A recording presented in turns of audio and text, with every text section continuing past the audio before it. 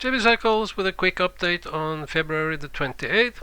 So I've been away a couple of days and haven't updated my data before now, and well, this looks beautiful. We got the breakdown, and well, this has been actually quite nice last couple of months.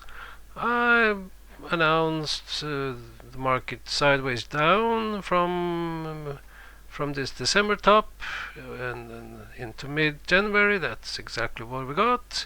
And when we started breaking up here, I said we could look for a top late February, and then soon I announced the date, February the 21st, and that was just a couple of days away from the market high. So is this, or was this, the bull market top? Are we now entering a bear market? That's very possible, but we cannot take anything for granted here. Anything can still happen. There are no guarantees. We still may squeeze right back up and continue this topping formation. So at the moment I'm not quite sure what is going on with my 2-week oscillation or my 4-week cycle. But at the moment, you know, when the market breaks down like this, the market will, or the market mechanisms will override possible cycles in the short term. We have, selling signals, margin calls, and forced selling, and so on, and that can override the cycles. So I'm not quite sure about where we have a 2-week oscillation low here. Is it today or maybe yesterday? Well, let's look at some stuff, because last weekend I said it was possible that we're in an ABC correction like this, and I thought the first leg should go down to the election lows, and we still have a little bit to go to get down there. And also I think we are, well, obviously we're in the first move of a possible ABC correction. A, then the bounce B, and then the C down. And actually I have a more precise scenario for all this, and it is here. So this is a bearish ABC correction. This is not what you will see in a bull market. It is possible to see it in a bull market, but this is mostly what you can see in the bear market, or in the beginning of a bear market. And this scenario, well, actually here I have a band. This scenario is looking for a low next week, well into next week. And it suggests that this A move is still not over. We should continue down.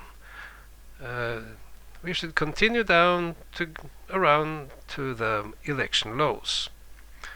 So no guarantee that will happen, but that is what my scenario says is possible.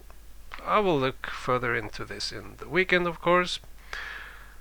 So we have my VIX projections.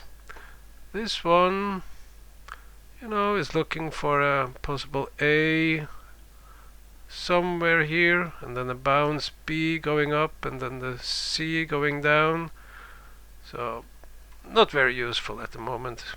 This other one, likewise, is also looking for a possible low, still maybe a couple of days away, then the bounce B, and then the C down. And this looks, more bearish than the scenario, meaning that, we could possibly end up down here in this possible bearish scenario. Looking at cycles, so as you see, we have not reached the cycle top yet. That one is a bit, well, around mid-March actually. So that makes, when the market is bearish, it can top out early before the cycle top. But the market could be saved by this cycle and squeeze right back up again, and we could continue this at sideways topping formation into April, and then get the real breakdown.